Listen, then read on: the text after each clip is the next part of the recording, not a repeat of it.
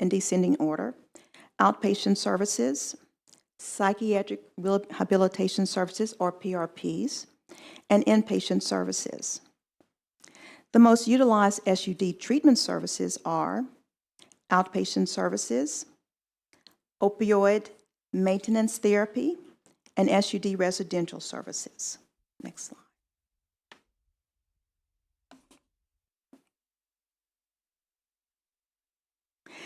BHA is directing services toward addressing avoidable health disparities by doing the following.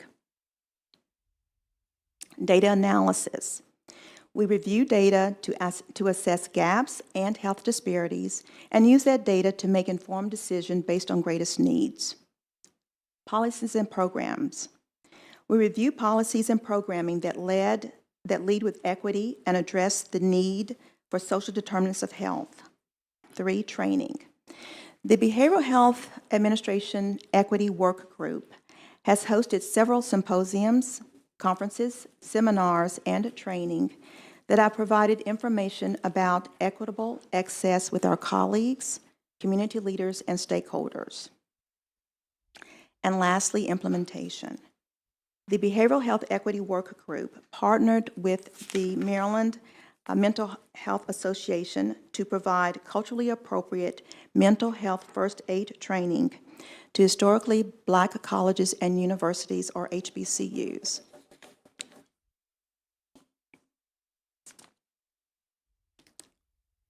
In fiscal year 2022, the public behavioral health system expenditures totaled $1.8 billion on behavioral health services. 84% of that expenditure was paid through Medicaid. The remaining expenditures were paid through state general funds. The highest utilized services by expenditures, again in descending order: outpatient psychiatric rehabilitation programs, and inpatient psychiatric care. The highest utilized services for SUD, opioid maintenance treatment, SUD residential, and SUD outpatient. Next slide.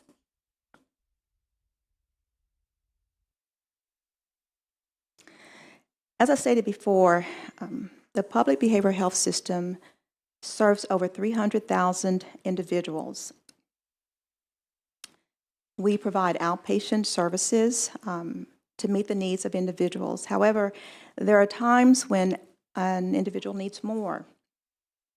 So looking at the critical issues in Maryland, our ED situation, and looking at our continuum of care, we embarked on a crisis system transformation. And this transformation allows us to meet the behavioral health needs of Marylanders in their respective communities while diverting care from higher levels of service. This allows us to access an adequate level of saturation across the state, and that is our goal. The crisis system consists of 3 pillars. They are someone to call, 988, someone to respond, our mobile response treatment teams, and somewhere to go, our crisis stabilization centers. BHA is in the process of expanding each of the service pillars to ensure equitable access, with a Medicaid reimbursement model being implemented July 1st, 2023. HSCRC Catalyst grants have been instrumental in developing local solutions and informing the statewide effort. These grants require the state to establish the regulatory and financial framework for sustainability and adequate saturation of services across Maryland. The 3 grantees are GBRICS in the Baltimore area, Tribe on the Eastern Shore, and TLC in Prince George's County. BHA is working with state and local partners to develop a comprehensive crisis system. A comprehensive crisis system is intended to serve Marylanders in crisis where they are, in their communities, and avoid higher intensity, more costly services like emergency departments and inpatient psychiatric hospitalizations, and deflect individuals from the criminal justice system. Next slide, please. So the three pillars, someone to call 988, someone to respond, your mobile response teams, and somewhere to go. But someone to call is your front door to your crisis service system. In July, actually July 17th, the 988 universal number officially went live nationwide. And this allows a resource 24/7 for individuals experiencing suicidal, substance use, and/or mental health crisis, or any other kind of emotional distress. There is a challenge with the call, and I will give you the process. A call goes from the caller's location to Vibrant, which is a vendor of SAMHSA. Vibrant then routes the call based on the first 6 digits of the phone number. This means that if you are using a cell phone purchased in another state other than Maryland, the call will go to that state in which your number is from. Vibrant, SAMHSA, and the FCC are working on solving this problem. 988 has specific lines for Spanish-speaking individuals and for veterans. The state is taking the communications and branding guidance provided by Vibrant and put together materials for our community partners. These are free community outreach materials, and they are available via the 988 Toolkit at 988.maryland.gov, and they include resources for veterans. There will be more information provided by Adrienne Bridenstine in her subsequent 988 presentation.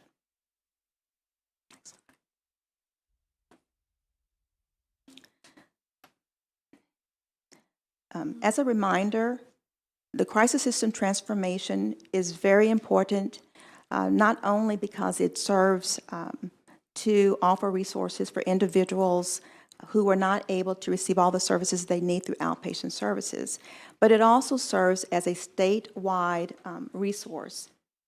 This map shows the distribution and the coverage over Maryland.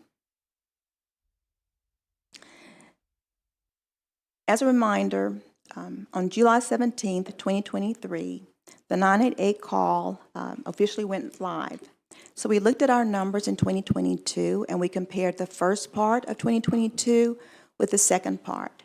And indeed, we did see an increase in contact volume. We had a 30% increase in call volume, a 51% increase in chat volume, and a 454% increase in text volume. This is important not only because it shows an increase in contact and individuals receiving services, but it's also important because what we have found is that a call will result in a resolution 2/3 of the time. Next. Thank you.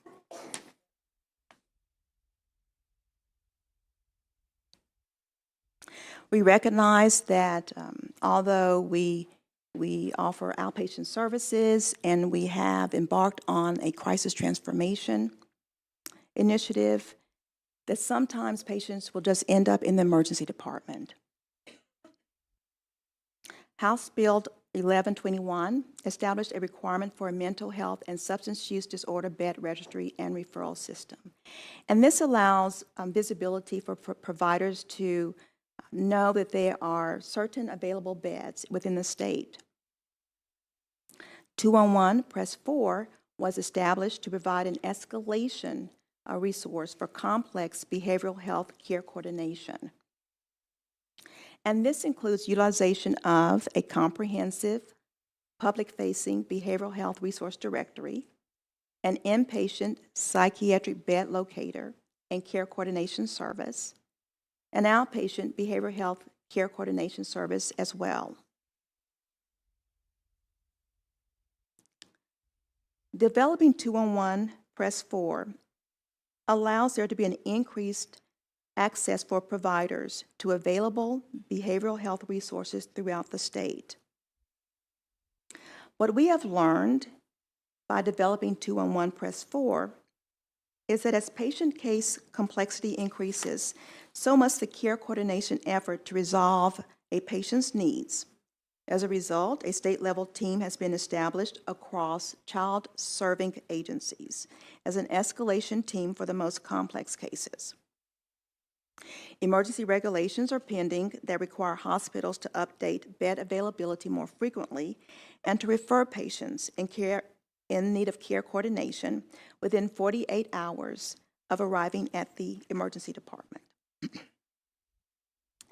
Since inception, the emergency department behavioral health borders have decreased from a high of 175 to a daily range of 70 to 90.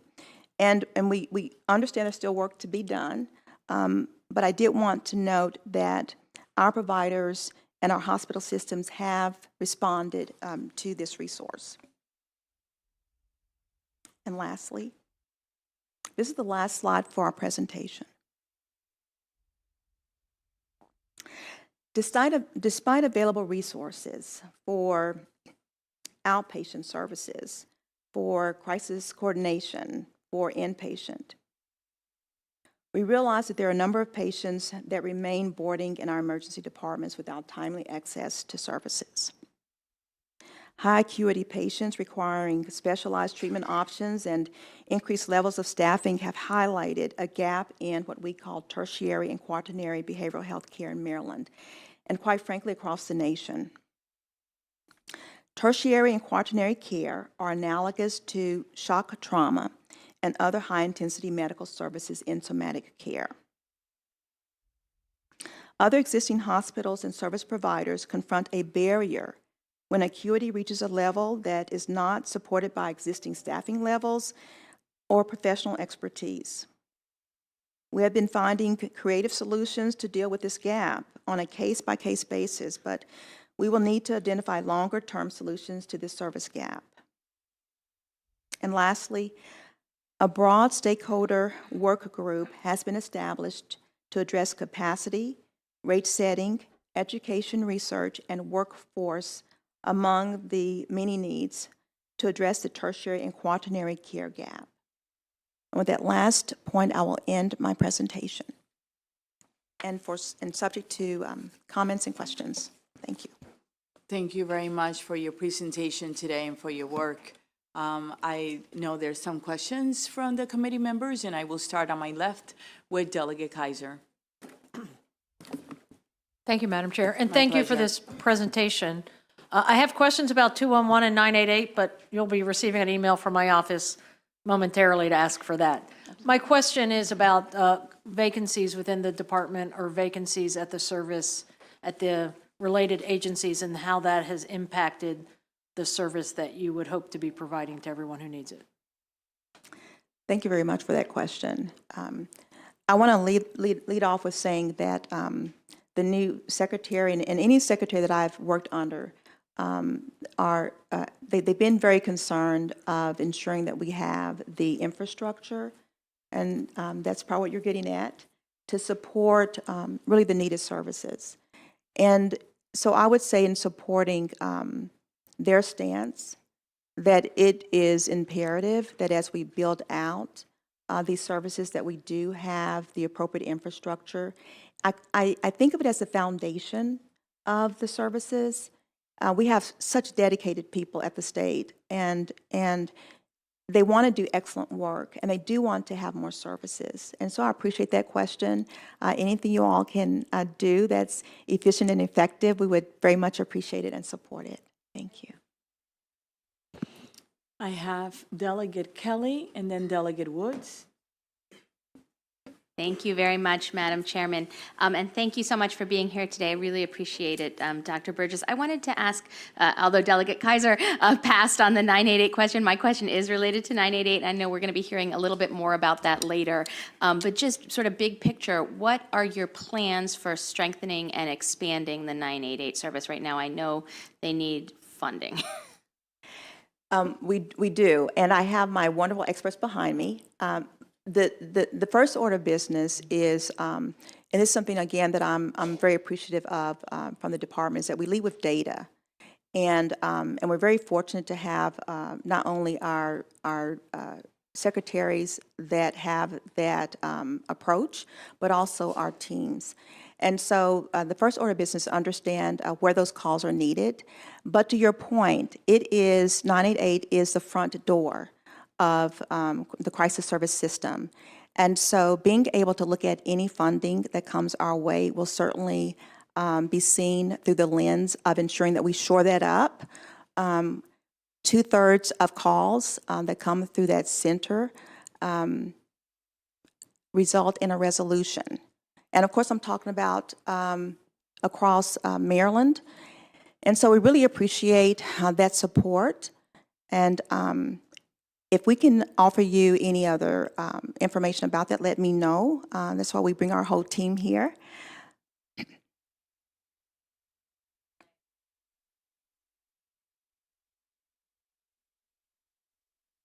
You can hear me. Okay, excellent. Now I'm not flashing. Thank you so much, and I'll follow up with the next panel, but I just want to make sure that we're doing what we need to do as a legislature to ensure that the resources are available for this. So thank you so much. And thank you so much. Again, just to reemphasize, we really appreciate the recognition that without a strong front door, that really your entire system is at risk of not being strong and sustainable. We have next Delegate Woods, followed by Delegate Taveras. Thank you so much, Madam Chair. My pleasure. Thank you, Dr. Burgess, for your presentation. I have a question regarding the 24 jurisdictions. When you talked about access, do you find that geographically we have great deficiencies in more areas than others? And is there any strategic plan to address that? Thank you very much for that question. Actually, my background after I finished my training was to work in the rural parts of Maryland. And again, leading by data and looking at the areas, understanding, number one, the metrics that are associated with better health outcomes, and then understanding the services that result in better health outcomes, and then looking at the geographical areas. Our plan is to ensure that we identify those areas, and where we have the funding, direct that funding toward those areas. You won't be surprised when you find out that our challenging areas are the rural parts. I worked in Hagerstown, for example. I worked on the Eastern Shore in Southern Maryland. And being able to stimulate that market is important. I'm going to mention something that is challenging, but it's something I'm sure that you all receive, and that is, but it takes resources. And so I so much appreciate the focus on behavioral health, and I appreciate the focus on understanding the complete system, not only the services, but all of the wonderful and dedicated providers that work to make that system whole. Thank you. Delegate Taveras. Thank you, Madam Chair. Okay. I'll try to keep my question short. Thank you. The gap, the fall of the finances that we saw from 21 till now.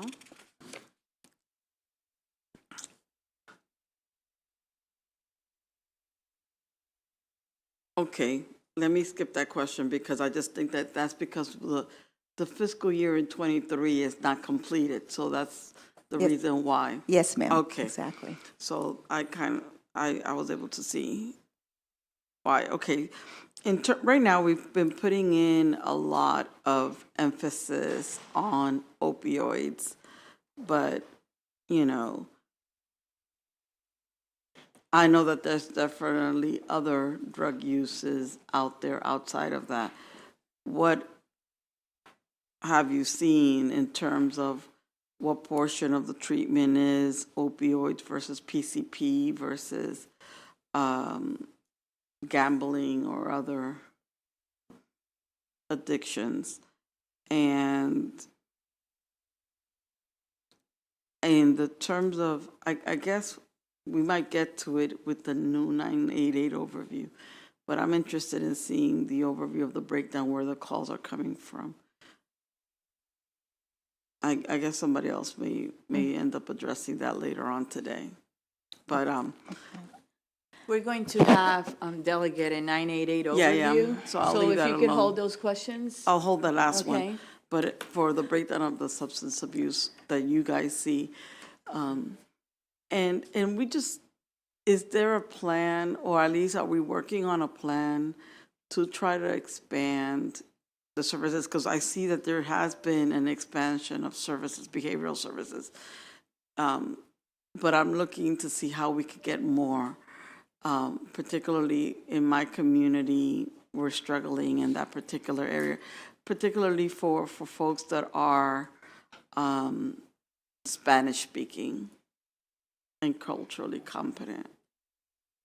And I know that we've done a lot of work on that, but I think if we could do a little bit more, at least in my area, we would really appreciate that. Thank you. Will you be so kind and if you can answer the question of the breakdown with other drugs?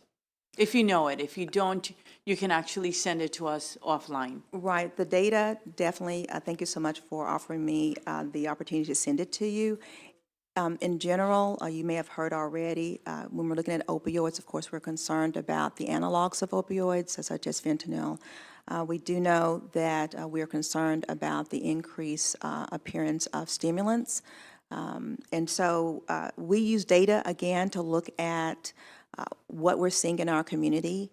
And our goal is to, and we're working on improving it. And as we have more staff, we'll be able to do more. But the approach is to ensure that we look at that data that we have, where those bad outcomes are coming from, and to ensure that the funding that we receive is allocated to reflect that those difficulties. To your point, there are areas in our state where we do have to stimulate that market to encourage people to serve our Marylanders. Lastly, I would say, just to reiterate, we do have conferences. We understand that not everyone has the same level of information regarding cultural sensitivity and cultural humility. So we do take it seriously. We work with the Office of Minority and Health Disparities to educate our stakeholders and our partners on that. But thank you so much, and you're right. We can always do more. Thank you. Are there any other questions from the committee? Seeing none, thank you so much, Dr. Burgess, for being with us today. I also want to just say thank you for the work. I see Marshall also for the work on the 1121 on the bill and what you're doing to address the children that are in the hospital with their placement. I hope you have an amazing day, and thank you for visiting us. Next, we have the next panel is the Behavioral Health Care in Maryland Challenges and Solutions. And we have a panel of made out of 3 people. The first one is Dan Martin, and if you will come up, please, as I call your name, who's the Senior Director of Public Policy, Mental Health Association of Maryland. Lori Doyle, who's the Public Policy Director, Community Behavioral Health Association of Maryland. And Ann Seacock, who's the Public Policy Partners. And while they are seated for the new members, the 7 new members, as you introduce bills that deal with behavioral health, these are the people that you call and say, what do you think about this bill? If you're going to object, how can we compromise on it? They're the true experts on it, so make sure you get their cell phone numbers. Go ahead. All right. Thank you, Madam Chair. And Lori's going to click through the slides for me, so I'll work with her. Make sure that she knows how to do that before we get started. That means you're going to give her one of your minutes. You know that, right? Just saying. Go ahead. Can you please get started? Sure. Thank you. All right. Well, thank you, Madam Chair, members of the committee. Dan Martin with the Mental Health Association of Maryland. Really happy to be here. And thanks for the opportunity. I'm going to briefly outline some of the nature of the unmet need for behavioral health services in Maryland, run through some data highlighting some of the challenges, and then talk through some of the solutions that Mental Health Association of Maryland and our Behavioral Health Coalition partners have identified. As you And can just see, before we start, you know, you have 15 minutes, right? You divided the time? Because we still have two panels, we were and I told may 20, be a we were little... told 20 minutes. Okay, I'll give you 20. All right. Just stick to it. And I'm trying to fly through. I'm going to fly through it. Sounds good. Well, we've been practicing. So you have here. I'm going to fly through some of this, but you have here some statistics showing how already accelerating behavioral health need has really been exacerbated by the pandemic. In 2021, nearly 40% of Marylanders reported symptoms of anxiety or depression, yet many of them couldn't get treatment. Children, aged 12 to 17, had an even tougher time getting care. Between April 2020 and April 2021, nearly 3,000 Marylanders died from a drug overdose, and in 2020, nearly 600 lost their lives to suicide, and that's the most recent year on record with the Maryland Vital Statistics Administration. Though, next slide, please. A report from the Behavioral Health Administration shows that 260 in the first half of 2021, so on the same par as the prior year. But, from that same BHA report, we know 600 or so Marylanders are losing their lives to suicide every year, but there are thousands more who are attempting suicide. Maryland has seen a 35% increase in suicide attempts recently, with increases amongst every age group, as you can see here. Next slide. And we see this playing out over and over and over again everywhere we look. This is a quote from a Washington Post article recently that found the proportion of psychiatric ER patients that you were talking about earlier, Madam Chair, staying more than 24 hours has exploded in the past 10 years, especially among children and youth. Next slide. And we know certain communities are disproportionately impacted by this crisis. The Maryland Juvenile Justice Reform Council a few years ago conducted statewide listening sessions that identified a lack of mental health and substance use resources as a contributing factor in the disparate criminalization of Black and brown youth. And at the same time, this data from the Behavioral Health Administration shows that Black youth disproportionately enter the behavioral health system at the back end with a higher level of need, indicating a real racial disparity in access to community-based preventive services. Next slide. And the fact is, we just don't have the workforce to address this crisis. This is new federal data showing that Maryland has 63 federally designated mental health professional shortage areas, including 11 entire counties, impacting over 1.7 million Marylanders. And this data is based only on the ratio of psychiatrists to population, so it's likely an underestimate of the need. Next slide. But here's another metric that we can look at that tells a similar story that's probably more accurate depiction. This is from the University of Wisconsin. They publish yearly county health rankings, measuring the variety of different health factors, including the ratio of population to mental health providers. And the database they use covers a much wider range of providers, so it's probably a better depiction of the need.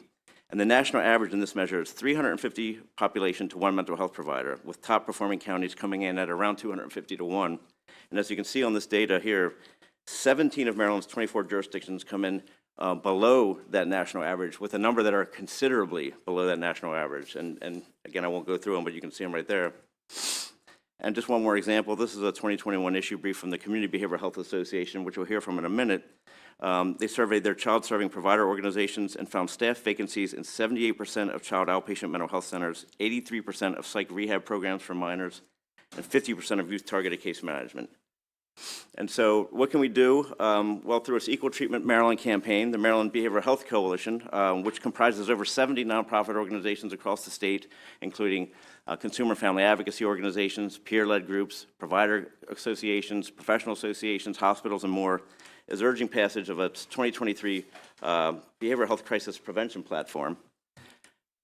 We have really welcomed, the coalition has really welcomed the attention and resources directed over the past few years towards developing Maryland's behavioral health crisis system.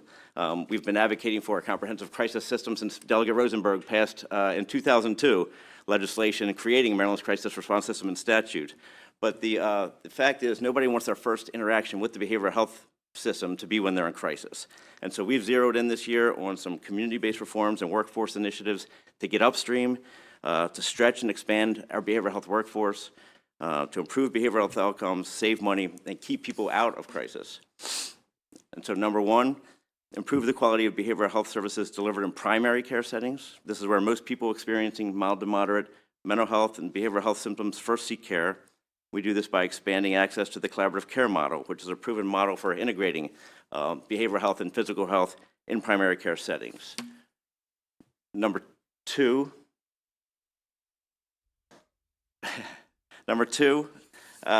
expand access to comprehensive, flexible, community-based specialty behavioral health care through expansion of certified community behavioral health clinics. As you can see here, states that have implemented CCBHCs broadly have seen huge increased access to care, reductions in emergency department utilization, mitigation of workforce challenges, and so on and so on. And three, address the behavioral health workforce crisis by implementing strategies to attract, adequately compensate, and retain behavioral health staff and professionals.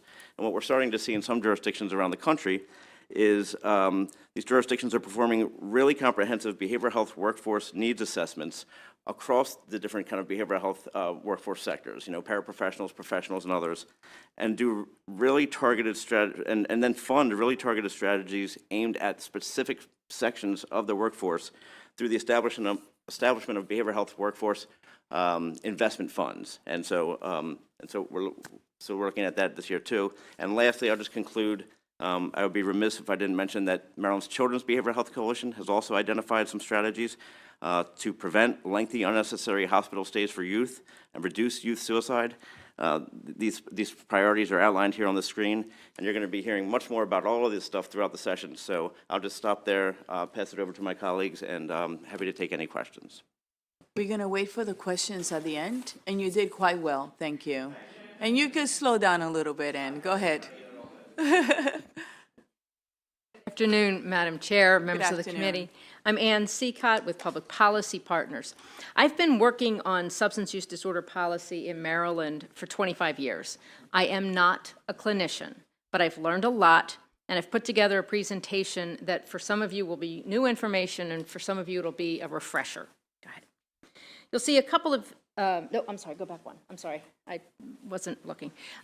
You'll see a couple of definitions here, and I think it's the middle one that I think is really helpful, that an addiction is a chronic relapsing disease characterized by compulsive drug seeking and use despite harmful consequences, as well as changes in the brain. It's important to understand that physical dependence is different from addiction. Many of us have physiological dependence on a substance. Perhaps it's caffeine or nicotine or other medications. But when it impacts our behavior in a way that has negative consequences to our job, our relationships, our communities, that's when it crosses over into addiction. This graphic, I think, is just helpful in understanding that there are differences between use, misuse, which can be the risky use on that screen, and then a diagnosable disorder, and that it shows that there can be a range of severity in those disorders.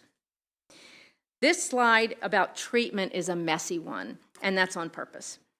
It shows that treatment is not linear, it is not simple, it has very many components. And people may need help in some of these areas or in all of these areas. It's about physical health, mental health, and may include a range of services you see here, housing and childcare, et cetera, depending on what the individual needs. Treatment for addictions does not fit into our acute system of health care that we have known for such a long time. It is, as we noted before, chronic disease that for most people requires a lifetime of management. And because there are different needs people have, and because there are different levels of severity of substance use disorders, there are varying levels of care, from outpatient to intensive outpatient to varying levels of residential care. But treatment does not mean a person is cured. A chronic disease is managed with ongoing support. In Maryland, our Behavioral Health Administration has various programs to help people at various stages of recovery. They're listed there. That you'll see them come up from time to time in discussions. Outside our government, there are community-based services that are often run by people in recovery and family members of those who have struggled with addiction, some of whom have survived and some who have not. A very good resource that the state has is a website called Before It's Too Late. There's a plethora of information about our state's opioid overdose crisis. I urge you all to take a look at it. There is a data dashboard, there are various reports, and some truly fantastic public service announcements that are really aimed at saving people's lives. Among the resources, you'll see a report from the Interagency Heroin and Opioid Coordinating Council that looks at the growing racial disparities in overdose deaths in Maryland, along with several recommendations on how to address it. I just pulled this one graphic because it really shows how significant the disparities are. One of the recommendations in that report is about addressing the disparities in access to medications to treat opioid use disorders. Addiction is a disease that carries a great deal of stigma, and sadly, so does the use of medication to treat it. The science is clear that the use of medication in the treatment of opioid use disorders leads to overall better outcomes. There are 3 kinds of medications used in opioid use disorder treatment. Methadone, that can only be dispensed in DEA-licensed opioid treatment programs. Buprenorphine, that can be prescribed by prescribers in a range of settings, including treatment programs, doctors' offices, and hospitals. And naltrexone, which is an injection that requires nursing staff. The last medication on that list, naloxone, that is not used in treatment. It is a medication that reverses an overdose. This General Assembly over the years has taken numerous significant actions to make this this incredibly safe antidote widely available throughout the state. I'd like to just real quick take a second to read this definition of harm reduction. It is a strategy, a range of strategies used to try to reduce the negative consequences of drug use. Naloxone distribution and syringe service programs are harm reduction strategies that the state has embraced. Lives are saved, and the transmission of things like HIV and hepatitis are reduced. We have a Good Samaritan law that encourages people, don't run, call 911, so that people feel safe in calling for help in medical emergencies where drugs and alcohol are involved. And we are looking to expand some of that this year. And then there's a harm reduction strategy proven effective in many countries around the world, and most recently in New York City, overdose prevention sites. And you will hear an extensive hearing on that topic later in session. I have to note that we absolutely have a lot further to go in terms of providing treatment to people who are incarcerated. The #1 cause of death upon release is overdose. So we need to do more there. We're working toward it, but we've got a ways to go. And then just this last slide, this is a list of my clients who can answer any of your questions on these topics or others.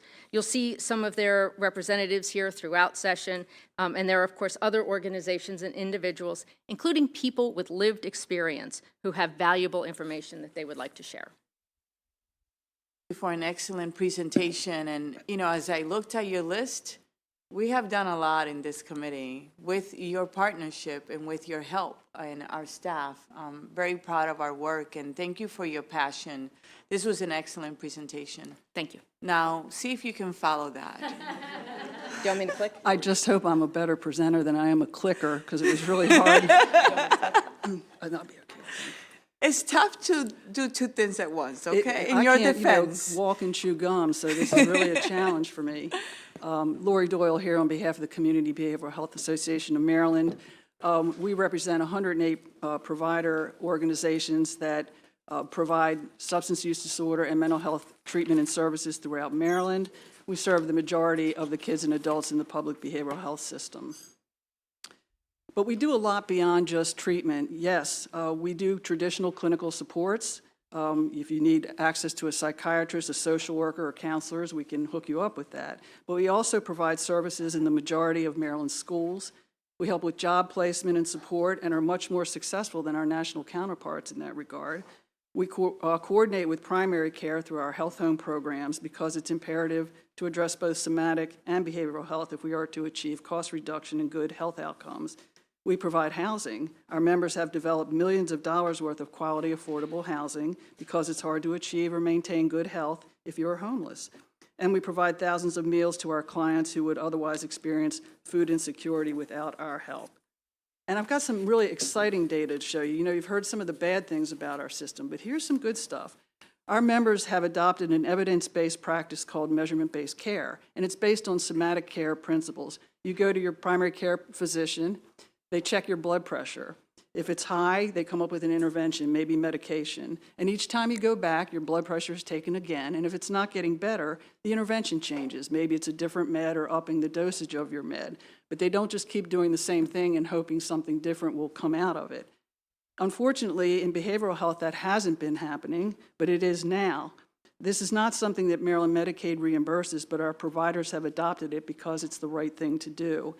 Measurement-based care dictates that every time an individual interacts with their clinician, a self-assessment is conducted using a validated assessment tool like the PHQ-9 for depression.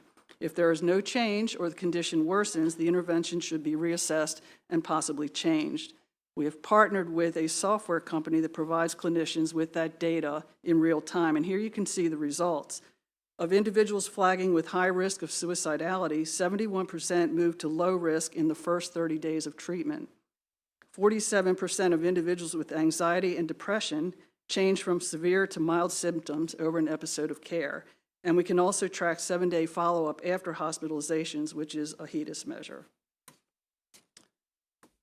So in spite of all this good stuff, clearly Maryland has room for improvement. We're one of the worst states when it comes to individuals needing to go out of network for their behavioral health services. So you pay your insurance premium, but you can't get access to care. We've been working with commercial carriers and the Insurance Administration and this legislature to improve network adequacy in the commercial product. And in the public system, there's still a very big disparity between what is spent on the high-end care, like residential treatment centers, versus what is spent on those services like targeted case management and 1915I that keep kids out of that higher level of care. And you can see some of the data on that graph. Like other sectors and healthcare providers, community behavioral health has a serious workforce challenge that was exacerbated by COVID. But unlike other sectors, behavioral health went for decades without even basic inflationary increases. It wasn't until the General Assembly passed the HOPE Act in 2017 that behavioral health rate increases were mandated in the budget and are included until FY26. But you can see that those increases, and we are very grateful for them, have not kept pace with wage growth. So we know it's not just kids' services that need rebalancing. This is data from the Hospital Association from 2016 to 2020, and you can see that behavioral health is overrepresented in terms of emergency department utilization. And once in the emergency department, people with behavioral health conditions are more likely to get stuck. And that indicates a front door and a back door problem. So we'll be coming to you with some ideas for innovation. You've heard some of these before, but what we're trying to do is rebalance. We've spent a lot of time, a lot of focus, a lot of money on crisis care. We need to start working on the things that keep people out of crisis to begin with. One of those is the certified community behavioral health clinics. You heard Mr. Martin talk about those. They've been very successful in other states at that very effort. Value-based payment, care coordination pilot to target 500 individuals who are at risk of those higher levels of care and really doing the intense care coordination that will keep them out of that level of care. And the expansion of kids' targeted case management and 1915I programs. Finally, I'll just leave you with a quote from Dr. Thomas Insel, who was the former head of the National Institute of Mental Health. He's a neuroscientist and a psychiatrist. He just had a book come out, and you might have seen this in the last Sunday Sun paper. In that book, he makes the point that instead of focusing on prevention or recovery, the system is geared toward caring for people once they're already in crisis. We shouldn't do that. We don't do that in somatic health. We don't say, gosh, if you have diabetes, just keep hanging on until you need emergency department care, and then we'll take care of you. So he sees that as a failure of our system, and we agree. So we look forward to working with this committee to change that dynamic and to improve access and the quality of behavioral health services. Thank you. Thank you so much, and you did quite well as well. And thank you for your advocacy and your hard work. You guys really do excellent work here, and we appreciate it. So we're going to open it up for questions from the members. The first one is from Delegate Kaiser, followed by Delegate Lopez. Oh, I'm sorry. Delegate Chisholm. Sorry. I don't know why I thought that was your name. I apologize. Go ahead. Yeah, Yes, definitely not alike. I need better glasses. Go ahead. I don't know how to take that. Actually, That's take right. it in a good way. Okay. It comes from a good place. That's Go right. ahead, delegate. And for that, you get a second question. Thank you. Am I Madam. buttering you up yet? Yeah. That one-eyed flower is definitely going in my name now. Thank you, Madam Chair. My pleasure. My question is for Lori Doyle, and thank you for the presentation. I was struck when I was looking at your medications and opioid use disorder. All of the medications that we use are obviously powerful pharmaceuticals, very expensive. And we've done a lot of work in this committee and in this state to make medical marijuana more acceptable. And I've read studies that part of the hope for medical marijuana was to be able to use in opioid use disorders, because obviously it's a less dangerous drug, so to speak. Have we explored any of those avenues? Are we looking at using that? Because obviously the heroin addiction has ravaged this country, and we've seen huge numbers of people addicted on heroin, can't come off. Then we put them on some of these drugs that I read about, and I don't know if their life's any better. Obviously, we're saving their life, but they're horribly addictive drugs at times as well. So have we seriously considered trying to treat opioid use disorder with medical marijuana? For me, so I don't know that the research is there yet. I know that there are a number of medications that are, or substances that are being tested, and there are clinical trials trying to determine what might also be additional medications. The science is always evolving. We hope that there are medications for people to choose, if they choose to, and between the patient and the provider, if a medication is correct, and then it will help them, and if it's right for them, and if it's the right medication. But I do, so the research isn't there yet. So we and of course, anything that gets done is, any of these medications that are used are FDA approved. So, I think that we might be a ways from that happening, because the federal government still has cannabis as a Schedule II drug. With all of that said, I do want to acknowledge that, the reason I talked about the difference between dependence and addiction is because when people get the appropriate medication for them, get the appropriate level of medication, they are dependent on that medication, whether it's methadone or buprenorphine. But what they don't do is engage in those harmful behaviors. And that's what makes that difference and makes them able to manage their chronic disease and then function, in their jobs and relationships and all. Would you like a second one? No. You know what? You got it. Thank you. You got it. I like that. Delegate Lopez, my pleasure. And then Delegate Hill. Thank you, Madam Chair. And thank you to the panelists for your thoughtful presentations today. My question is about programs and support that are provided to incarcerated folks. I just found out yesterday that the only women's facility in our state, MCIW in Jessup, for detained women, incarcerated women, doesn't have a substance treatment program. And I'm just wondering if you could provide us any historical context or insight as to why that has not come to be. There has never been enough treatment behind the walls, and that is not unique to Maryland. One of the things we did in 2019, that you all did in 2019, is pass legislation to mandate that all local detention centers have the capacity to treat people, to do an assessment, to provide treatment, including, where appropriate, treatment with medications if someone has an opioid use disorder. The state, the bill as introduced at that time included state facilities. The state was not ready to embrace that at the time. So, I think that we are seeing incremental improvement in that area. But I think that it is absolutely an area that we need to do much better in terms of ensuring. The thing that I will tell you that really bugs me about it all is that it's all specially funded. So for the local detention centers that actually do it, it has to be these special funds we have to identify, and every year we've got to identify. This is a medical condition that has to be built into the medical contracts, because if I go to jail and I'm on medication, or I need medication for my blood pressure, for my diabetes, for my chronic disease, I get it. But if I have an addiction, there's no guarantee I'll get it. And if I do, it's deemed somehow special. And it should be built in as any kind of other health care provision in the correctional settings. And Delegate Lopez may be the new Secretary of Public Health and Corrections. Maybe we can invite them to come and have a meeting with us. I think that's worth pursuing, okay? Yep. We have next Delegate Hill.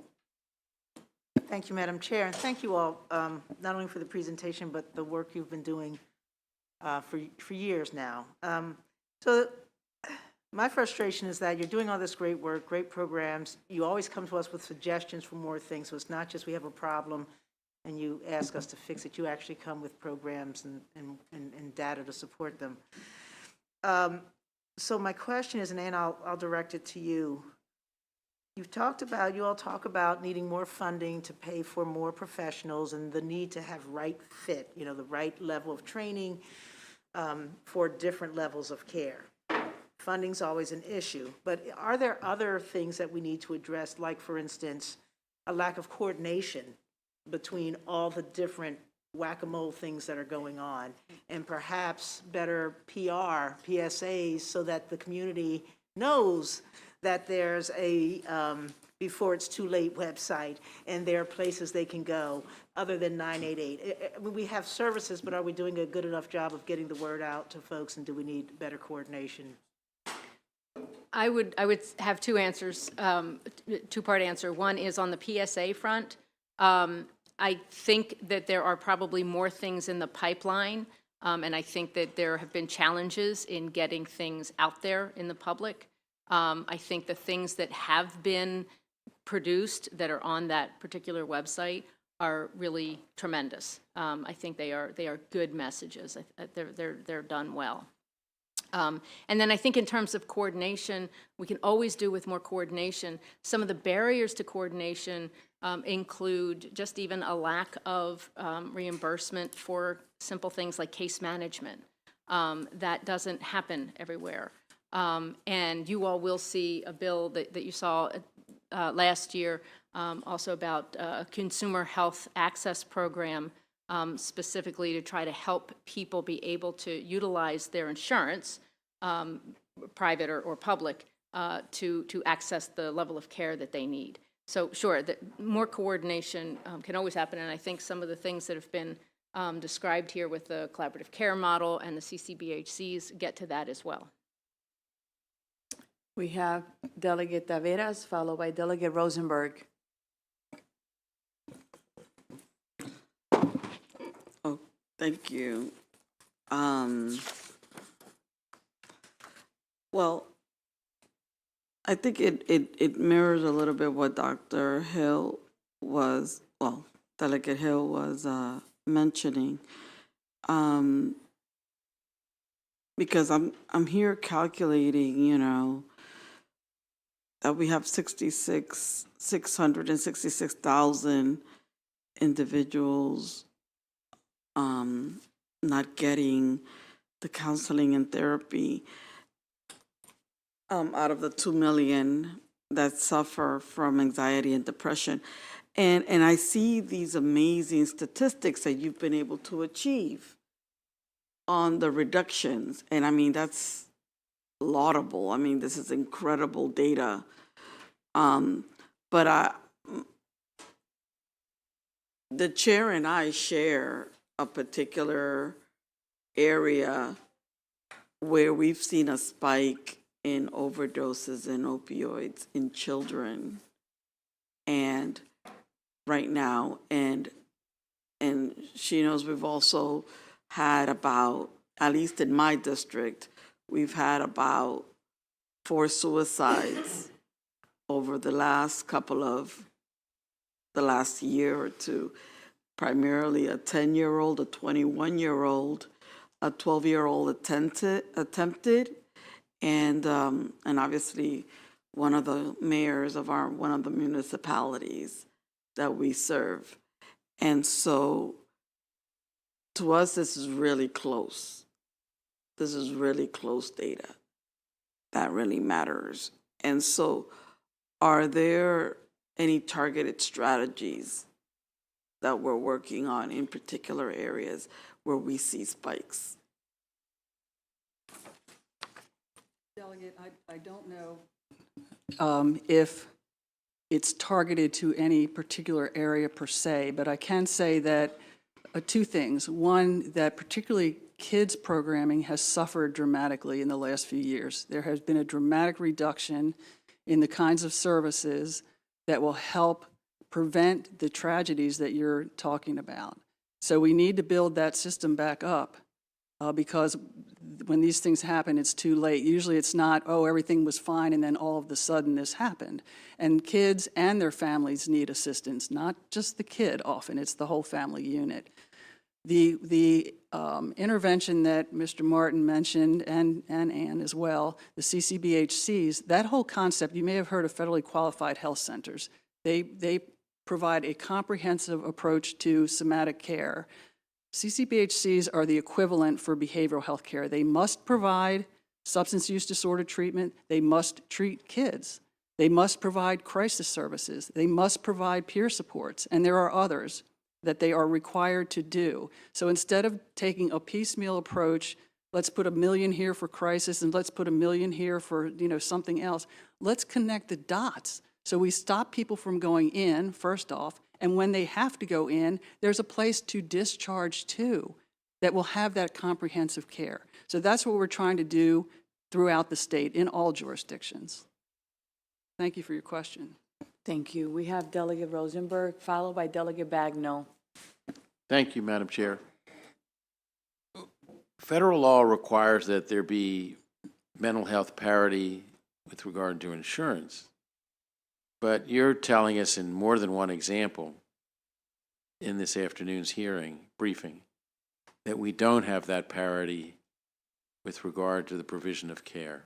Is that fair to say? No, I was just going to say, I think it is fair to say. I think it's been a problem for decades in the commercial product. I will say that I believe the Insurance Administration has really been trying to promulgate regulations that will address some of that disparity and require the carriers to report on their compliance with parity. But we even still have issues in the public sector as well. And so I think we have to look at it across the board and say, if we were talking about heart disease, we wouldn't say, just hold on to that, heart problem. We'll get to you when you need a quadruple bypass. We don't do that there. And we got to stop thinking that crisis intervention is the answer to a behavioral health problem. Delegate Bagnall. Madam Chair, and thank you for the work that you do. This might be and isn't that so, but I want to make sure my understanding is accurate. For the medications for opioid use disorder that are the most effective, that are clinically proven, data-driven, am I correct in my understanding that they have to be administered? That we do not have any sort of self-administered treatment that is as effective as methadone, naltrexone, buprenorphine? So they are, because they are controlled substances, they are provided by a provider, but there is the ability for individuals who are advanced in their recovery, who are still using medications, to be able to have that medication in their home and administer it themselves. So, but when people are starting in treatment, typically it is under supervision. Sure. So in order for us to effectively treat at the start of recovery, we really need to have these services readily available and have access within the communities that are suffering. Is that accurate? Yes, that is accurate. Okay, thank you. Thank you, Madam Chair. My pleasure. Next, we have Delegate Johnson, followed by Delegate Woods. Thank you, Madam Chair, and thank you, panel, for the information today. Lori, you mentioned that there's been a reduction in services for kids. Do you know why that is? Do I know why that is? Is that the question? Yes. I don't know why that is. It seems like there has been more challenge to access to psych rehab services for kids. There's been more challenge to targeted case management in 1915I, and it's a double challenge. The eligibility criteria set up for those services has gone up, so the bar to get in is a lot higher, and the rates for those services don't cover the cost. So it's a double-edged sword, and consequently, less kids are getting in and less providers are doing the service. My pleasure. Any other questions? Delegate Alston? Thank you, Madam Chair. Earlier, you talked about the workforce investment that would be needed to get more people working in this field. If you could elaborate a little bit on that, do you have the funding source? If not, do you need it? And what's the plan to get more people? Because I find that we don't have the sheer number of people working, just can't handle the post-COVID need. So you're right. We don't have the number of people working that can address the need. And so like I said, what we're looking to do this year is establish a behavioral health workforce investment fund, leave funding discretionary at first, but then do a really granular needs assessment to look across behavioral health professionals, community health workers, counselors, social workers, psychiatrists, psychologists, all the different paraprofessionals, peers that are involved in the behavioral health workforce space, and look at what we need immediately in 5 years, 10 years down the road, so that we can prepare and kind of target. There's a lot of different great ideas out there for increasing the behavioral health workforce. Loan repayment, stipends to students, internships, different training programs. The problem is we don't know how much money to put into these different areas and how much to, where to target the funding to the different professionals in the system. And so, again, what we've seen others jurisdictions do across the country is do these really granular workforce needs assessments, look at what we need now, 5 years, 10 years down the road, and then through a behavioral health investment fund, target those resources to those particular sectors, so that we can kind of really be thoughtful and comprehensive in how we're building up our workforce. Thank you. Seeing no other questions, I want to thank you on behalf of the committee for being with us today. Thank you for the work you do. And for the committee members, they're available offline, so you can ask your questions offline or seek whatever information you need. Next, we have the 988 overview. We have Adrian Bridenstine, Vice President of Policy Communications, Behavioral Health Systems of Baltimore. Hi, how are you? Good afternoon.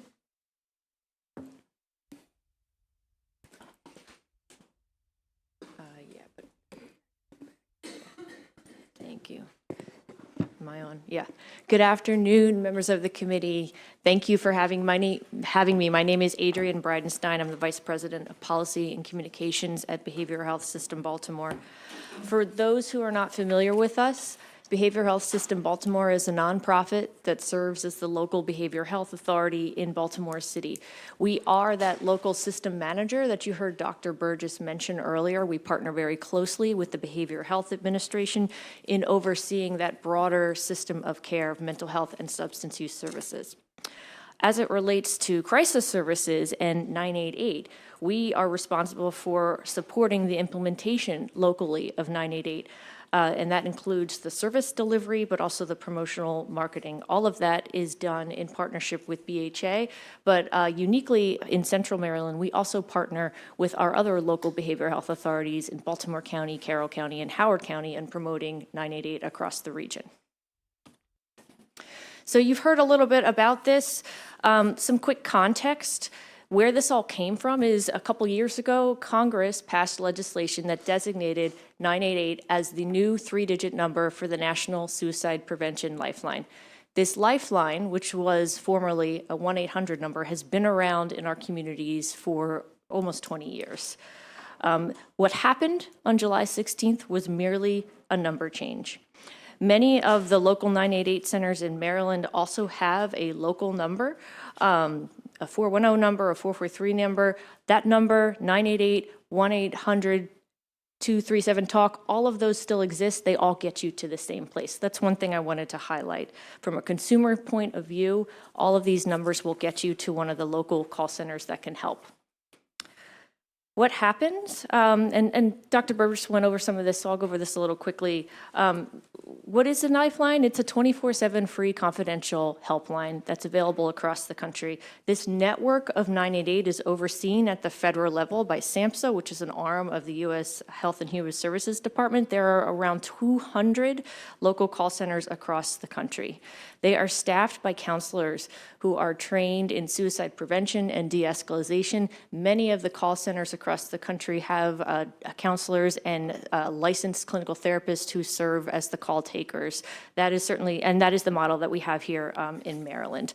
All of the call centers to be part of this network need to be accredited by the American Association of Suicidology and have an agreement with Vibrant Emotional Health, which, as Dr. Burgess alluded to earlier, that is the national entity that supports that 988 call center network. So although the Lifeline has been around for a really, really long time, I just want to emphasize that 988 is really just the beginning.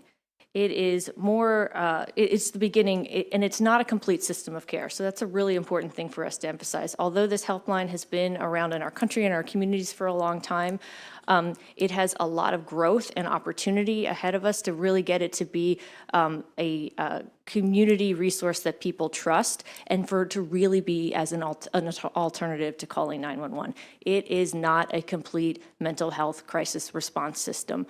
As was discussed earlier, there are various components of that crisis response system: a place to call, someone to come to you, a place to go. 988 right now is our place to call. So I want to spend a little bit of time telling you what happens when you call 988, but one of the things I thought I would do is show you a video that we created to help promote 988 across the central Maryland. And you'll hear directly from people who answer the call, which are the experts than I am in any of this. So let me see if I can get this to work for you. I think I did. I don't know what this is, but if anyone wants to go on a vacation in a really cool villa, you can still call 988 from that villa.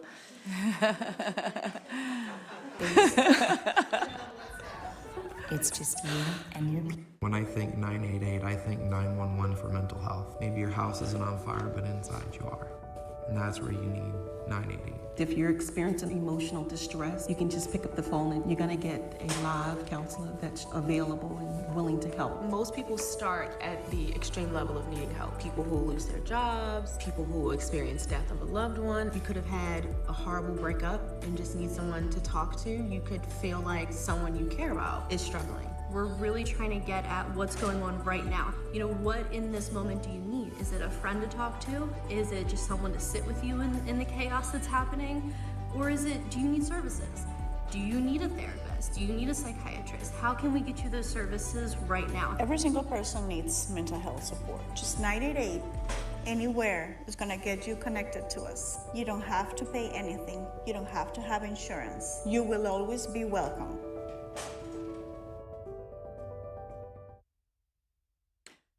So, thank you.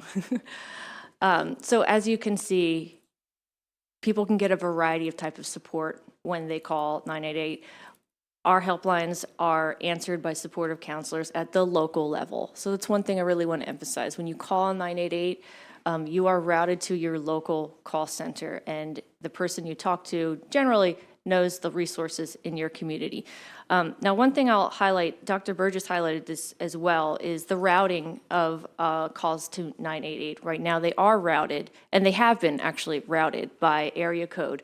One of the things that is happening at the federal level, and then we don't know when this change is coming, is that routing will eventually happen by geolocation. So that should get people to the local call center to where they are actually located. Right now, it's routed, again, by that area code. So if I call 911 from my 988 from my 433 number, I am routed to one of Maryland's 8 local call centers. If I were to call it in Pennsylvania, where my family lives, I would still be routed to Maryland's local 988 helplines, which is one of the challenges with our current infrastructure for 988. Again, there's a plan to address it, though the locals in the states aren't clear on the timing on when that geolocation will change. But as you saw from the video, the counselors are experienced, they're trained, and they're available 24/7. Maryland has enjoyed a pretty good in-state answer rate. Right now, the answer rate is 87%. Maryland has, in comparison to other states, always had a bit of a higher answer rate. And we want to see Maryland be able to maintain that higher answer rate. So what happens when you call?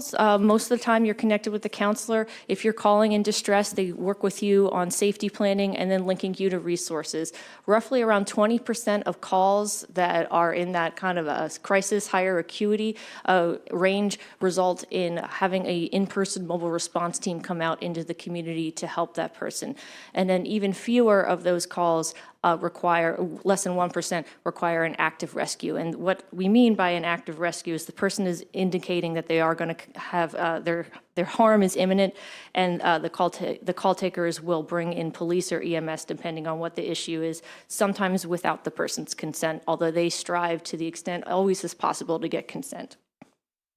What you see on the screen there, also you probably saw in the video, this is the local Call 988 way that we are promoting the 988 across the central Maryland region. This campaign was developed with input from a variety of stakeholders, but most importantly from community members and people who have called our local helpline in the past. So one thing I just want to emphasize is what we need to support our 988 network in Maryland. Before 988 launched, Vibrant Emotional Health did cost analysis for all the states across the country to give them an indication on what they would need in their first year to support their network of 988 call centers. What they came up with for Maryland is that Maryland would need roughly between 10 to 17 million to support our 988 network. This was based on an estimation that Maryland's network might receive anywhere between 15 to 30% increase in call volume. I think from what we heard earlier from Dr. Burgess and what the data is already showing is we're starting to see that increase in call volume coming to our 988 call centers. So what are we going to do about it? We have to figure out how to fund it. Some of the expectation that's come down from the federal government is they're looking at they're looking at this to be a partnership between the feds and the states to support the 988 network. The federal government has given Maryland some funding over the past several years to support the 988 network, roughly around $3 million. They got 1.8 right around or before when the transition happened to support 988, and then most recently, the feds announced more funding for 988, and Maryland should be getting roughly around $1 million, although we know that's not nearly enough to support our call centers. The evolution of 988, or there is a big opportunity. As we mentioned earlier, 988 is not a full system of care. It is not a continuum of crisis care, but there's an opportunity for us to continue to see it evolve. The aim of 988 is really to expand the crisis system, but for it also to serve as a broader front door for ongoing help.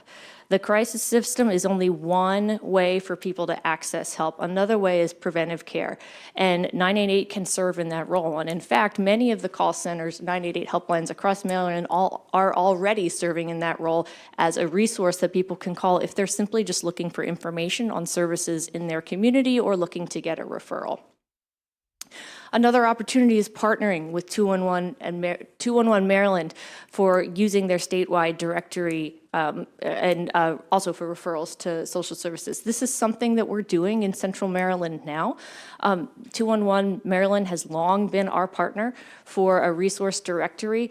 They provide one of the best statewide resource directories that there is, and our 988 call center uses them to know what services there are in the community when they do get calls just specifically about looking for referrals. There's opportunity for stronger integration with 911 and 988, possible infrastructure integration there, but then more importantly, diversion of calls that come from 911 to our 988 helplines. And some of our communities are already doing this. Calls that come into 911 that are behavior health related, if they're triaged and screened appropriately and it's safe, they can be diverted to 988 and get connected with the counselor as opposed to potentially having a law enforcement response. We know that stigma is still very pervasive and there's limited awareness of 988. Before we launched our local campaign in Central Maryland that I was showing you earlier, we did some pretty extensive market research to figure out what did people know about 988? Did they even know it was coming? We found about a third of people knew about 988 and even knew that there was already a 24/7 helpline in their community. So that told us that we had a lot more to do to raise awareness about this already existing resource. The biggest barrier that we found is that people did not know what to expect, so they didn't call. They feared what they didn't know. So that's one of the reasons we created that video that I showed you earlier, is to more clearly explain to people what they can expect when they call 988 and the type of help that they can expect to get from one of the call takers. So I'll just end in conclusion that we know that this is a huge opportunity for us to expand access to the broader system of care and better serve people who are experiencing a crisis. We know that our communities want this alternative to calling 911 or going to the emergency room for care. All of the reasons you heard from my colleagues earlier were explained for why. So I'll just pause and see if there are any questions, and thank you for your time. Thank you for your time and for your work, and I'm going to open it up for questions. The first one is from Delegate Kaiser. Thank you, Madam Chair. My pleasure. I love the video. How is it shared with people? Thank you. It's shared in a variety of different ways. We have it available online on the website that we use to drive people to, but we often use it through social and digital media. We do paid digital media ad buys. We put it out on social media. It's just using the data that we have to try to hit the certain target audiences that we want. Thank you. Our goal right now is raise awareness, just to be clear. We're being very careful about driving people to the helpline because of that volume issue that I mentioned earlier. We don't want to overload our helpline so that the people don't get the call picked up. Thank you. Delegate Kerr. Thank you, Madam Chair. Perhaps you said it and I missed it, but can you tell me where the $10 to $17 million comes from annually? So that was an estimate that was done by Vibrant Emotional Health. They're at the national level and they oversee the entire national network of 988 helplines. They did an estimate for all states, and what they did is they estimated that Maryland's call volume, based on our overall state's population and need, that our call volume may increase anywhere from 15 to 30% in that first year. So that's why there's that funding range of 10 to 17 million, and that's what we would need annually to support our 988 helpline network. You can go ahead. Yeah, thank you. My question was, who's writing the check? I think that's for us to figure out collectively. Okay, We will be doing the work this session. I saw a question from Delegate White. No longer? Wonderful. All right. I don't see any other questions, and I just want to thank you for your work and your time.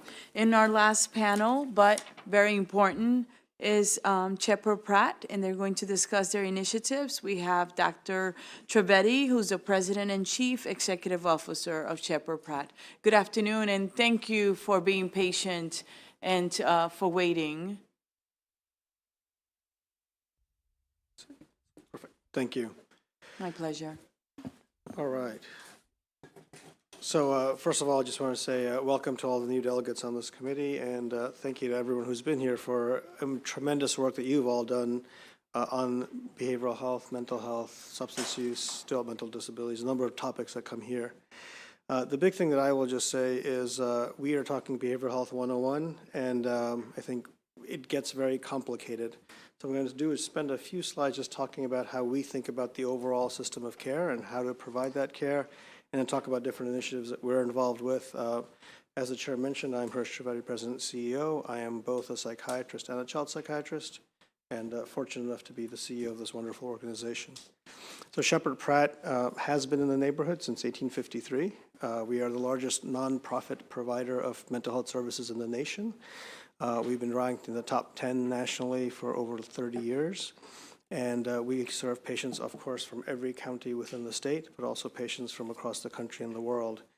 Most importantly, what I would say is we provide this care across 160 different and unique programs, which are in 16 counties of the state and about 380 sites of service.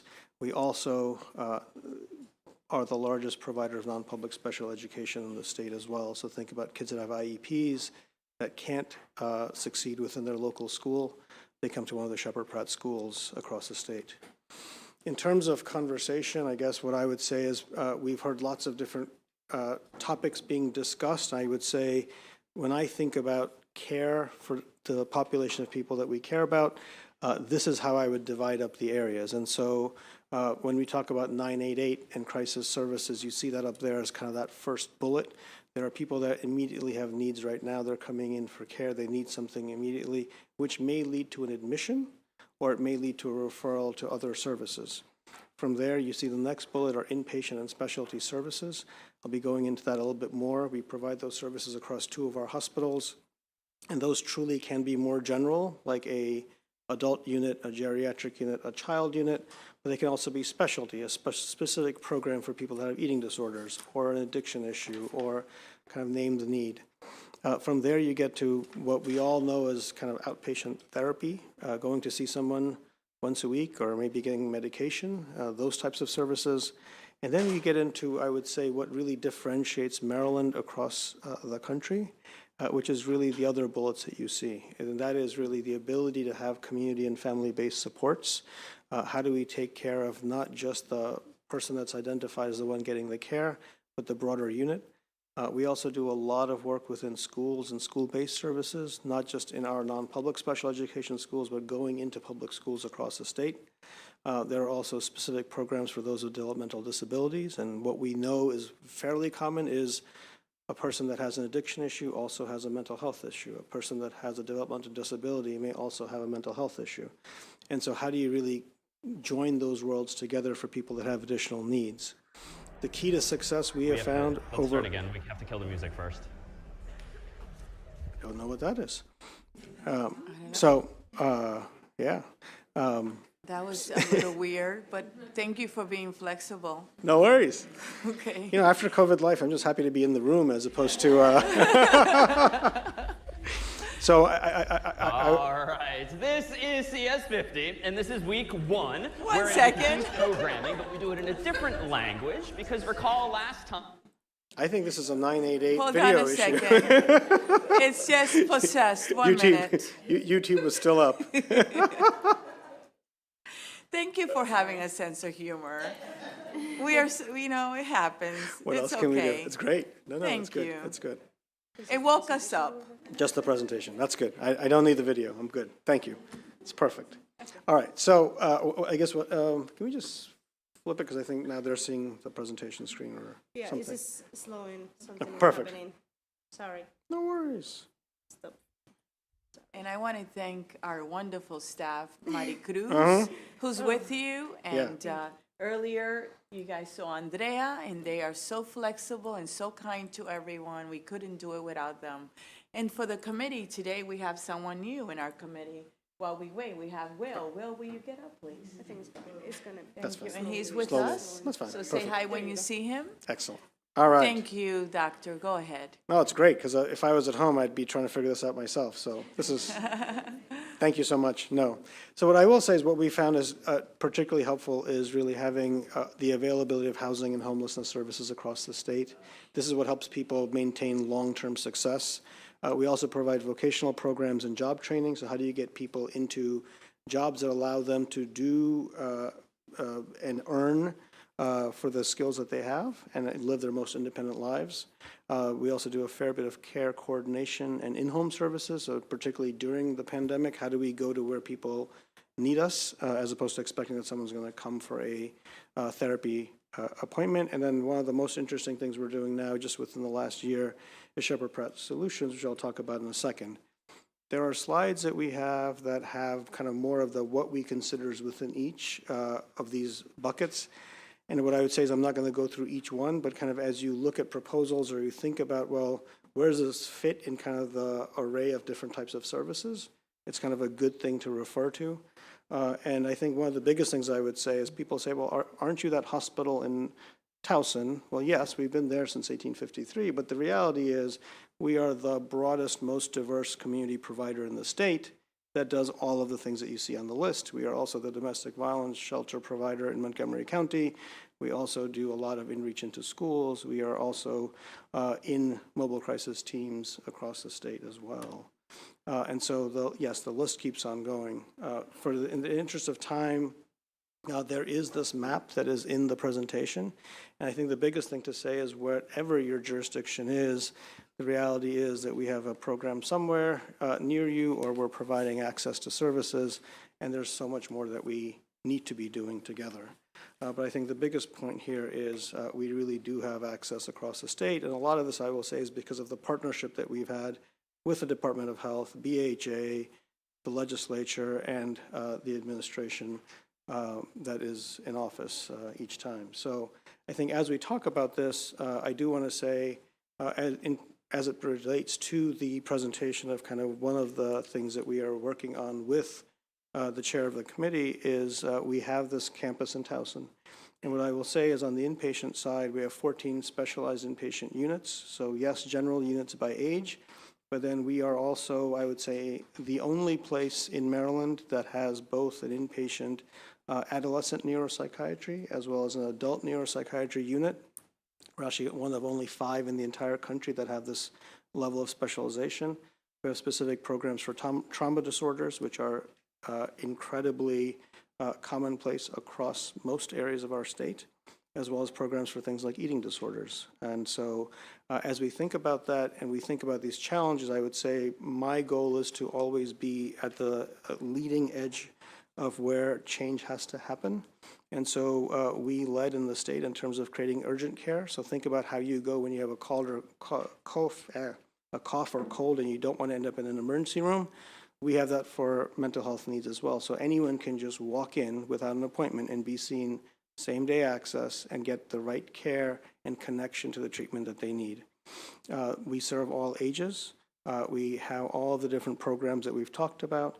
And then most importantly is we are completely payer agnostic, meaning no insurance, Medicaid, Medicare, commercial, anything else. Everyone gets access at Shepherd Pratt.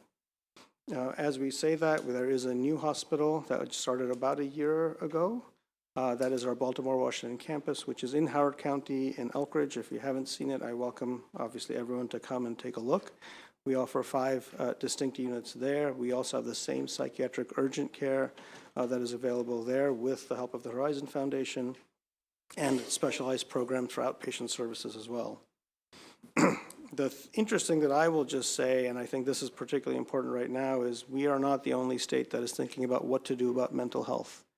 And as we think about that, I will say, really because of what we offer and the array of services, every other state wishes they had a Shepherd Pratt. And so as we're in this fortunate spot, what I would say is we have been helping states across the nation. We're in about 20 states, not that we're putting up flags that we are Shepherd Pratt and we're here, but consulting with states, jurisdictions, health systems in terms of saying, how do you advance where you are in your mental health journey and finding care and services? And so as we're doing that, this is currently where our engagements are. It grows each day. We are also the organization that authors the textbook of hospital psychiatry, which is a standard for the field. It comes out of Shepherd Pratt. That's what people follow across the nation. And there are both an independent RAND report as well as a SAMHSA report really talking about the specialty of this system of care that we've built as actually a model for what every state in the nation should be doing. And those reports, I believe, are coming out in the next few months. What people have already said, I'm not going to go too far deep into, but yes, we have a behavioral health crisis. And the thing I'm going to say is thank you to the chair as well as to the Department of Health and BHA, because as we saw the need, and particularly patients boarding in emergency rooms, there was a desire to get everyone together and say, well, there have to be solutions. And what I would say is right now, emergency room boarding is probably the number one thing that every hospital and health system will talk about, not just in Maryland, but across the nation. The thing that I would say is a little bit different in terms of that conversation, which we will get to, is this slide right here. So when we started this work, we had as many as 175 people waiting in emergency rooms across the state. Through, I will say, very deliberate oversight by the chair and the committee, as well as with collaboration with Department of Health and BHA, we've been able to have this number decrease, working with emergency rooms and hospitals across the state. We have gotten that number as low as 49 people. And so when you look at that, no state is able to say at this point in time that they've even had a 10% decrease in their emergency room boarding. Our number is less than half. And so I think that's an important thing. And so one thing I just wanted to talk about, kind of we're talking about lots of different services and programs. I think what you will find and as we have conversations is that I'm interested in finding solutions and fixing problems now. I really don't want to wait for this study 5 to 10 years from now because the person that needs help is needing that help today. This is just what we've done in the last year, and a lot of this is, I will say, with wonderful collaboration with so many of you and jurisdictions and partners across the state. We've expanded school-based counseling where we go into local public schools. We are now in an additional 15 public schools in Prince George's County, over 200 public schools across the state. We've opened an opioid use disorder treatment program where it's a hub and spoke model like what the state of Vermont does, where we can actually expand and build that to be statewide. That has also started, and we're doing that with Baltimore County and Howard County. We've added a veteran service center in Baltimore City where a veteran can walk in with their entire family and we will get them reconnected to care, plus find housing, job placement, and case management services. We've started crisis services as the state moves in this direction in Frederick County, where we also have a crisis clinician that goes out with police so that the police are not having those interactions, but the crisis counselor is there.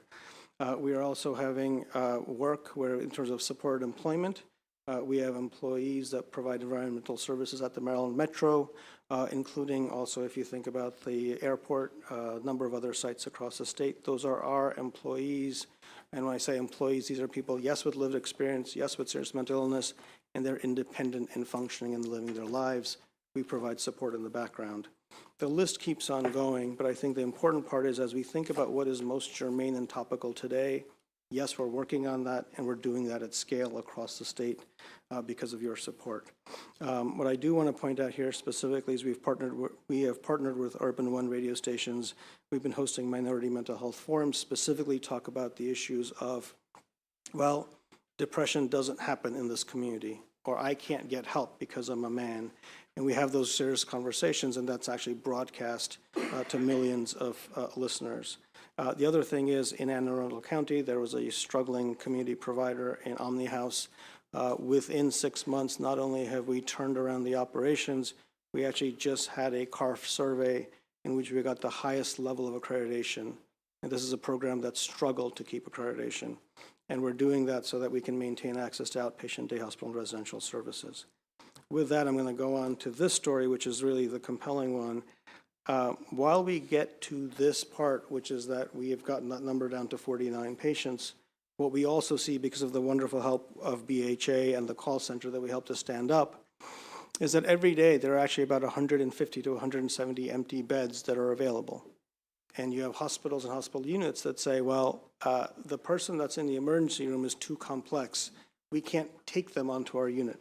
So this is not that we are underbedded. It's simply that we don't actually have the complexity of services available. I think that's an important point here. And so when we talk about these patients, The proposal is really, as a community, we love our cancer moonshots. We love to say we're going to do this for heart disease. We're going to do this. Well, it's time that we really need to have tertiary care services for mental health. And so what we are proposing and putting on the table, and I thank the chair for her leadership, is we are saying that it's not okay to have that patient and that family sit in an emergency room for 7, 14, 21 days waiting for a bed to open up, that we really need that access more immediately. And so what we are stepping up to say is, yes, we want to be that partner, and we want to build both specifically beds for children that would be on the Towson campus, where we already have 100 inpatient beds, plus a special education school, plus an RTC. That's where the providers are, but most importantly, we want to add services that we can't provide in the current way that they're given. And what do I mean by that? We have children in the state that, because of the amount of trauma that they've had in their lives, yes, they may be depressed, but on top of that, they may have sexually aggressive behavior. They may also have severe autism or be swallowing foreign objects. And those are things that the average inpatient psychiatric unit can't take care of. And so we are stepping up to say, yes, every person deserves care and respect and the same treatment that they would get if they had that rare cancer or congenital heart defect. We need to also provide for the person that has that mental health, substance abuse, developmental disability need. The next part of this is for adults. The state has done a master facilities plan. Based on that, there's an identified need in Central Maryland, and so we also want to add capacity within Central Maryland at our new Baltimore, Washington campus. You saw a picture of it earlier. It is being seen by people across the nation as the best, newest psychiatric hospital in the nation. That's where we want these people to have access to care.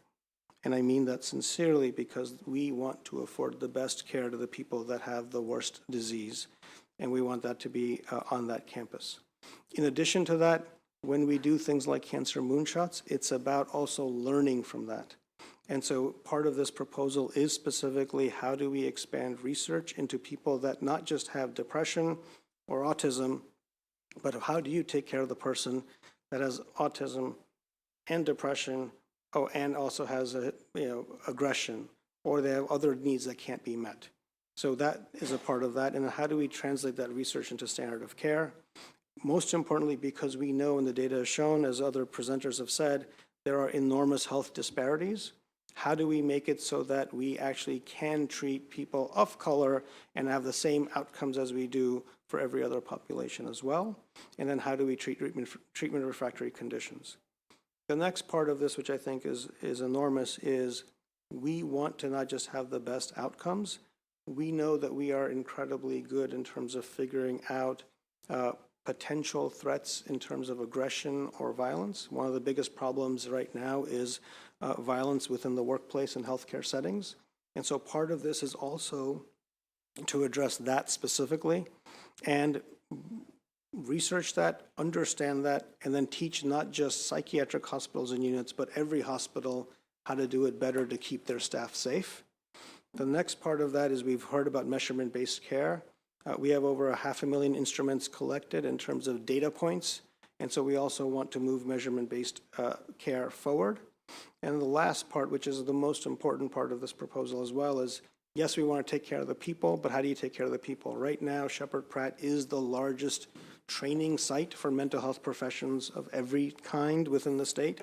And so part of this proposal is also to create a global workforce training center where we help to redefine what the roles are that are needed, because not every single thing requires a degree and a certification. Lived experience is huge, family members, others, there's a role for everyone to play, and there is that much need, combined with how do we also help to get people that look like the community they serve into the positions where they can be the therapist and the doctor and everything else that we're talking about. So with that, I'm going to end with just one last slide, which is you all hear about different problems that are going on. I would argue to you that yes, we do have solutions. There are ways to do these things where we can get better case management. We can get more care coordination. We can reduce some of the barriers that are there. CCBHCs were mentioned. I will say that's a pretty substantial thing that we need to move forward on. This is like an FQHC, but on the mental health side for people that have more mental health needs. And the big thing that is different is it is completely payer agnostic. So it's not the fact that you have Medicaid and you can access all your services, but if you have no insurance or you even have commercial insurance and it doesn't cover everything because we haven't fixed parity like Delegate Rosenberg mentioned, it steps in to help that happen. And the last thing I would say is we have to preserve telehealth access. To this day, we have older adults, people that live in Baltimore City, Prince George's County, and in rural areas that rely on audio-only access for care. And these are all the things that we have to do because right now people's lives depend on it, and having that access is important today. So thank you for your time. Thank you for your time and your work. We really appreciate it. We do have some questions. If I may, I will start with Delegate Riley, followed by Delegate Hutchinson. Thank you, Madam Chair. My pleasure. And thank you, Dr. Trivedi, for your presentation. Certainly today, throughout all of our presentations, this committee found out that behavioral health, especially with our youth, is on the rise. And I believe we all agree with that, and it has been proven to that fact. You had mentioned that you're actually providing services in our public schools. So that's what my question deals with the public schools. Yeah. Could you tell us what type of services you're giving to the students there, and by what type of employee, counselor, psychiatrist, or what have you, and then kind of how you're getting reimbursed? Sure. So, Thank you. Yeah, no, definitely. And so I will say first, I can definitely follow up with a lot more information because what you find in most of mental health is that we have creative solutions in every area depending on the issue, and that's really on the payment side of things. And that's where we'll have to provide some more information. I will say, and I'm addressing that first because in some situations we work directly with the county and the county is providing reimbursement for those services. In other places we're actually able to use Medicaid and bill for some of those services. And so it is a complex patchwork is the best way to say it. In terms of the care that we're providing in schools, I would say it boils down to a few different areas. The first and simplest to describe is direct care of kids who are in schools. So we would have a therapist, a social worker, a counselor who is actually in that school, goes in, kids are identified who need help, and they would actually go and meet with this person. They're not needing to go somewhere else, and so they would actually be receiving that care within the school. Obviously, the parent is involved in that conversation, discussion, and whatever we do. That's one way. The other thing that I would say beyond kind of direct clinical care is we have a program called PBIS, Positive Behavior Intervention and Supports, which has been funded by this legislature for multiple years. It is not yet in the budget for this year, in which we actually provide the education and training to all of the staff that are in the school, not just the teachers, administrators, environmental services, security staff, anyone else. How do you have those conversations? How do you help kids deal with frustrations that are happening each day? More importantly, how do you advance the conversations? And so we also do that level of skill building across schools. I would say in addition to that, in certain jurisdictions, we've had novel programs in terms of how can you do better in communicating with a child that has autism. We also have programs in public schools where we will set up a inclusionary classroom. So the child is in all of the regular classes they are, but if they have a specific need for one thing, could be speech and language, could be math, could be, they then come in and they're actually working with us on the IEP portion in that class. Thank you. Definitely. Delegate Hutchinson, followed by Delegate Hill. Thank you, Madam Chair, and thank you, Doctor. That was terrific. You have a great career and the honor to run, I think, one of the best behavioral health centers in the world, right here in the state of Maryland. You're doing a great job. Thank you. In your one slide, you talked about the crisis since COVID-19. So the assumption there is COVID-19, the pandemic, created a behavioral health crisis. Yeah. Now that we're working our way out of it, and if you reflect back, is there anything you could say that you wish was done differently that could have prevented that crisis as we learn moving forward in the event it would happen again? Yeah, you know, I think one of the things I would just say are, I'm going to give two specific things. I think one is, I think as a nation, we learned how broken some of our public health response systems are. I think we do really great with things like, oh, there's Ebola coming into the nation. We don't do so great for something that is prolonged and kind of insidious in nature in terms of the what exactly does this mean. The second part that I would speak to is really the importance of human beings, all of us, needing social interaction, but also those social interactions being ways that we check in with one another. So for example, in kids, we see this dramatic rise. And one of the things I would say is when you look at those suicide rates, they initially went down and then they all of a sudden went a lot higher. And so the big thing I point out to is, well, for in the life of a child, yes, you do go to school, but more importantly, if you're in a household where maybe there's some domestic violence or other things going on, it is a way to be around other adults. You actually have different interactions. For us as adults, we need some of those, I'll just say, meeting other people and being in the same room to really stimulate other thoughts. And I think that social isolation has led to not just despair, but people not doing with getting the right care early enough. So I think all of that is compounding with what has already been described, which is difficulties accessing care. So that's where we're placing a lot of our focus on that front door, because we really do need people to get connected to care, whether it's with us or with any other provider across the state, which is why we're supporting the state with the call center. Thank you. Delegate Hill, followed by Delegate Taveras.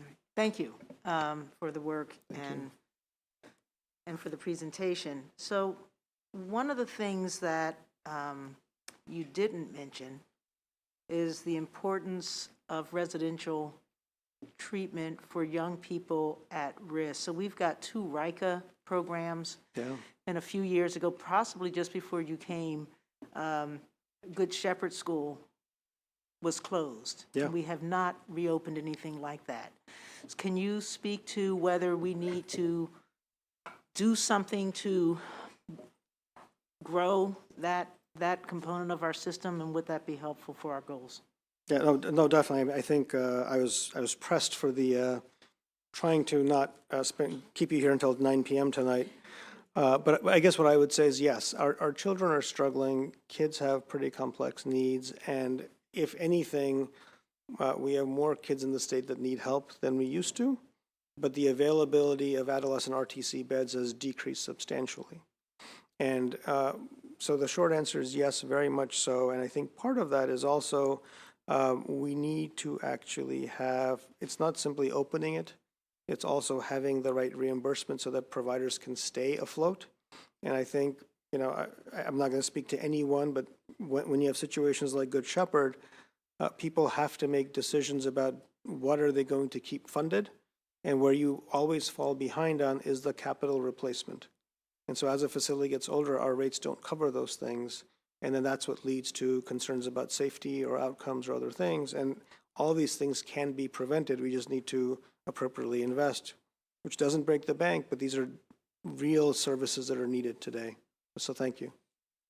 So just so that the committee knows, we have been meeting since last June, the summer, every 2 weeks with the former secretary, with Shepard Pratt, with Marshall in the back, Dr. Burgess, Lori Doyle, everyone you can think of, and from the committee, Delegate Bagnall, the vice chair, and Senator Karen Lewis Young, staff. And we have come together every 2 weeks religiously to try to find a solution for those kids, especially in light of, we saw the articles in the Washington Post, the banner, but most importantly, we know that it's an issue. We don't have places, they've been closed, where to put these children.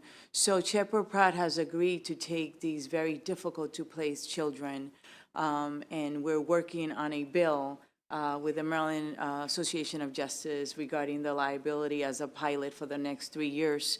And they also have a program about building a facility and a budget request as well. Also, the department with the has actually brought together the Maryland Department of Health, BHA, DDA, DHS, DJS, and MSDE, and they have created a state agency that is being led by Marshall and others, to be able to work with 211 in the hospitals. So one of the emergency regulations that we're working on is one that would require the hospitals to report 3 times a week, 3 times a day, who is in the hospital, right? What kind, who's the patient, and to report it to 211. This is the reason why the numbers have reduced from 100 and something to 49, because they're working on it, and there's a special team.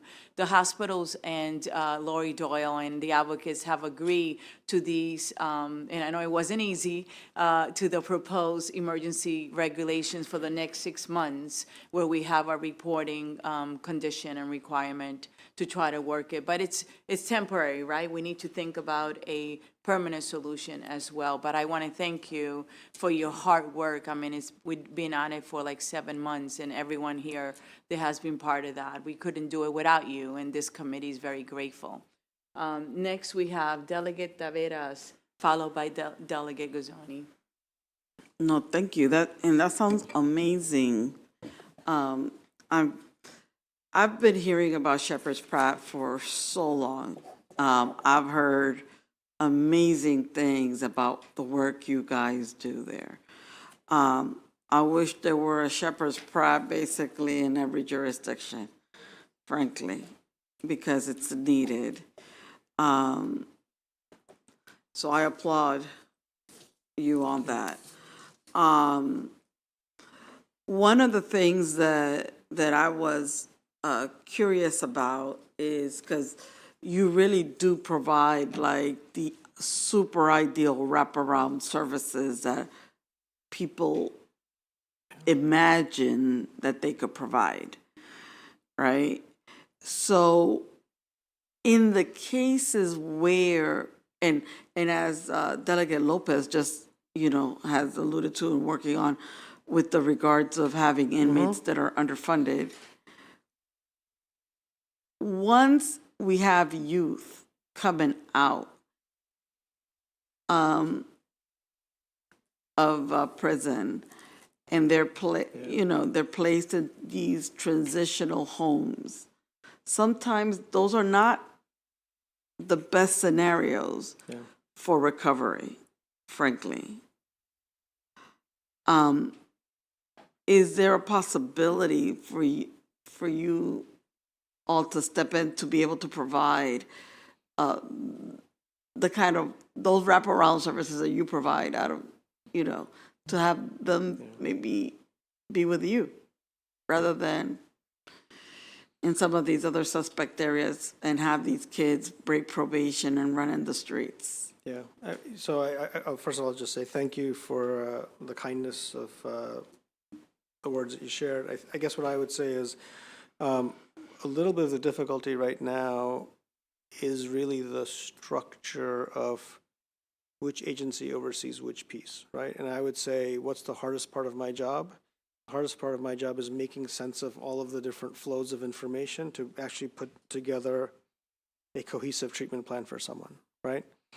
I think what I would say is, can we do more? Yes, we can. I'm hoping that as Chair Peña-Melnick talked about all these agencies coming together, I really would love to see a way that we can work on all these issues together. And I think maybe with oversight of committees like this, we can move that forward. The next thing that I will say is I think within the state, there is sometimes there's kind of a, well, the numbers are wrong, we should just cut everywhere. And I'm talking about within mental health. And I think the reality is when you look across the state, I think our Dr. Burgess did a nice job of conveying how many providers we have.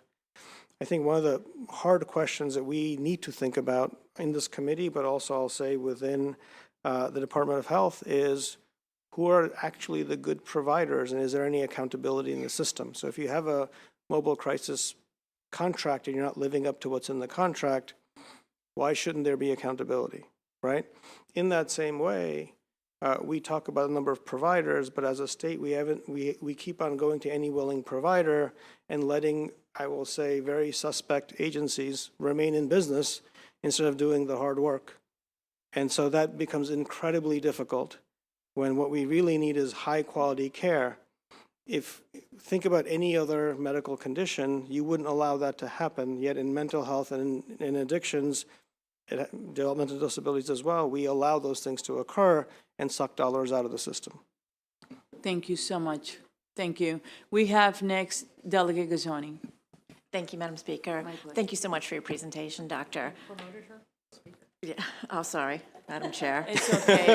You know what? Well, you never can tell what's going to happen in the You know future, what? so just, Let's make it clear, I'm new not here. going for the job. I'm happy where I am, but it has been a long day, so I understand the Okay, mistakes. thank you. Go ahead. Thank you. I have a super quick question. Yeah. Much of the language that you used I'm familiar with because I have a fairly strong background in developmental disabilities. But you used the phrase treatment refractory conditions, and I am not familiar with that. Could you just explain that a little for me? Thank you. So there are some generally identified definitions in which someone is getting care with what is the FDA indicated or best treatment. You do the full course of treatment and they're simply not getting better. And if you have of those trials in a row successively and they still haven't gotten better over a certain period of time, it's different for each diagnosis. But the reality is that then you are considered treatment refractory, which means we've tried the standard lines of treatment. They haven't worked for you, and so we need to figure out what to do differently. And where we get into that the most is the people that have comorbid conditions. Seeing no further question, I just want to thank you for your commitment to our children in our state. Thank you. And it's wonderful to partner with you, and we'll continue the conversation regarding this issue and many others. Thank you so much. Everyone who's in the audience, thank you for being patient and for being with us today. The committee thanks you. For our members, thank you for your questions, for your involvement. Remember that just a couple of rules that our staff has to come from the back. Remember the one question rule if we can, because we're going to get really busy in the next few weeks and have many, many, many bills. And I thank you for your work. You have a blessed evening, okay? Take good care. Thank you.